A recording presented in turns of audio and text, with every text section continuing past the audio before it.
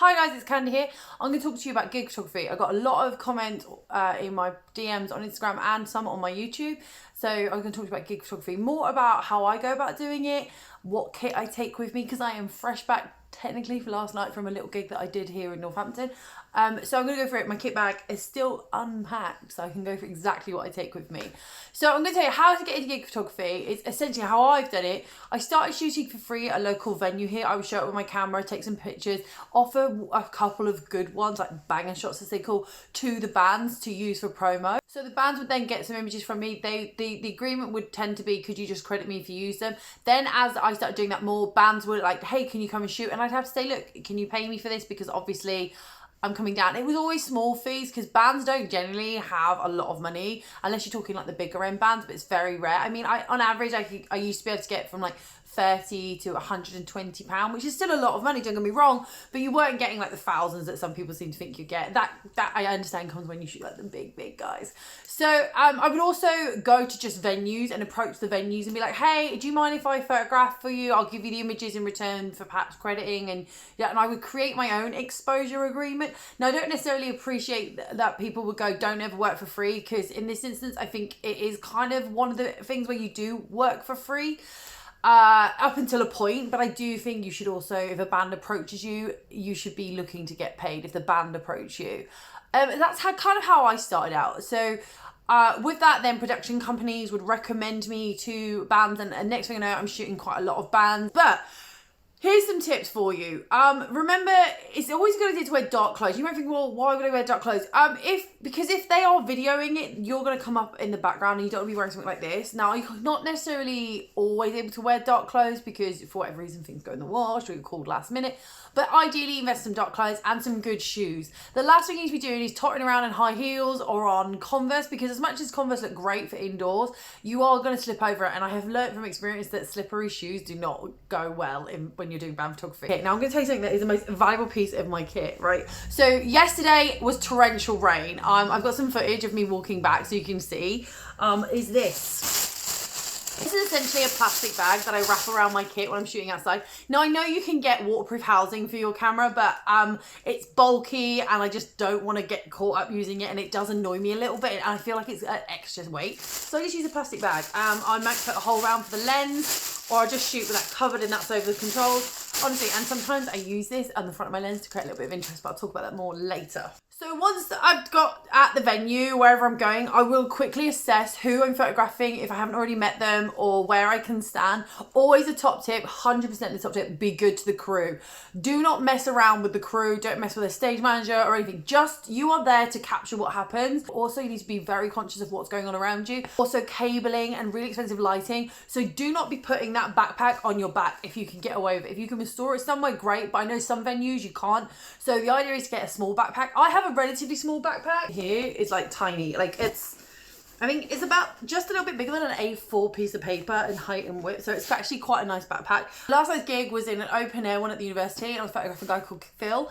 I'll put his links below if you want to check out his music. I'm going to go through my kit and tell you exactly what's in my kit for you. I have my Nikon body. I do have a mirrorless on its way, but it's on its way. But this is my Nikon. I like this one. I have super fast cards. Always make sure you have super fast cards, okay? Invest in those, because especially at gig photography, you are gonna... Now, I ideally would like to have used my mirrorless, but my mirrorless is away. So I'm having to resort back to my full frame Nikon that I have here. This is my backup camera, actually, because I was called such short notice that I only have my backup camera in my car. So in here, I have... So basically, I had the lenses that I had on me, but mostly this is not too far what I use. So this is a 24-70. The reason I use this is because I used to have a 16mm, prime, but when I upgraded my kit, couldn't justify the cost of getting a full frame 16mm. Because I didn't use it often enough, and I haven't really missed it. The 24 is wide enough for most instances for me, so I use that. I use that for wider shots, in some shots from the side of the stage. I really enjoy it. It's probably my most used one. It's a 2.8. Now in gig photography, you're probably going to want the lowest aperture you can go. So 2.8 is okay if it's well lit.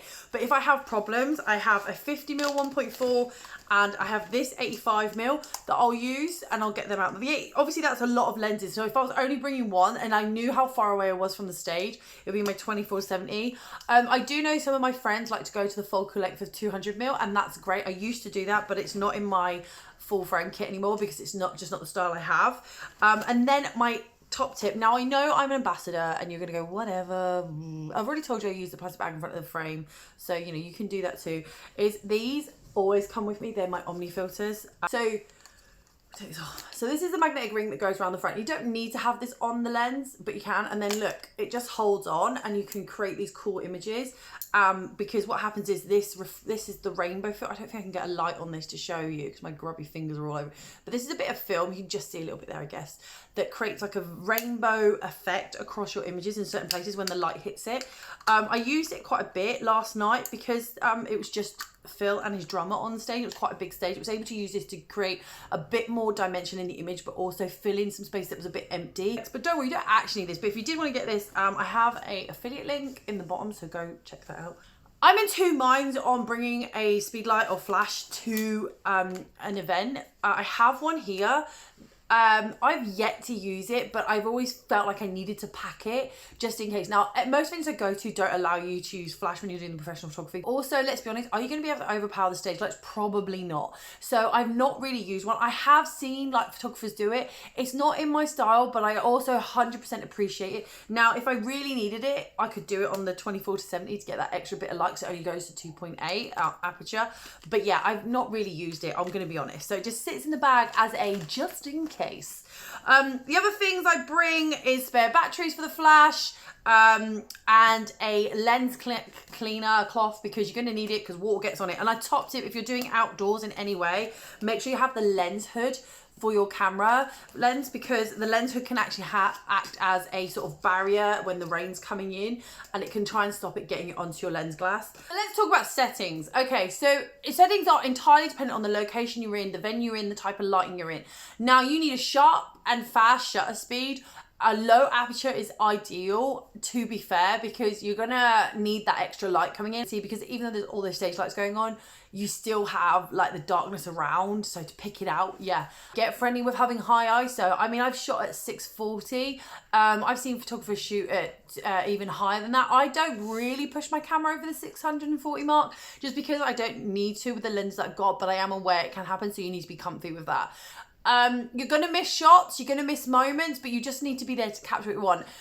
There's always that shot that you get the microphone in the mouth, and it can really obscure the face. But some musicians love it and some don't. So just make sure you get the safe shots. Safe shots are one of the entire band from the front and the back. A top tip, if you can get behind the drummer, I'll show you some of my pictures. If you can get behind the drummer and shoot sort of up and the lights sort of come around, you get this great silhouetted effect. It's really nice, honestly. Get some of that. Watch out for smoke machines. Oh my God, smoke machines will bounce any light back and can create this haze, and that haze lingers. You might think, well, it's gone. No, your camera will pick up on it. I had 2 smoke machines to deal with last night.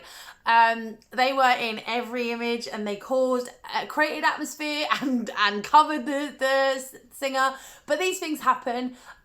Just roll with it and enjoy the moment. Don't forget to move around stage, but know your limitations. Now, obviously, because I knew Phil and that, he knew that I was going to be around the front of the stage. I never got up on the stage at the front, but I did go into the pit, which is at the front, to photograph that way. Not on the stage, but shoot up. Sometimes you get nostril shots, but just do that. Catch those moments of them interacting, be it with a crowd or other band members. They're always really good. Anyway, I hope this video helps. Don't forget to like, subscribe, hit that bell button, and I'll catch you all in the next one.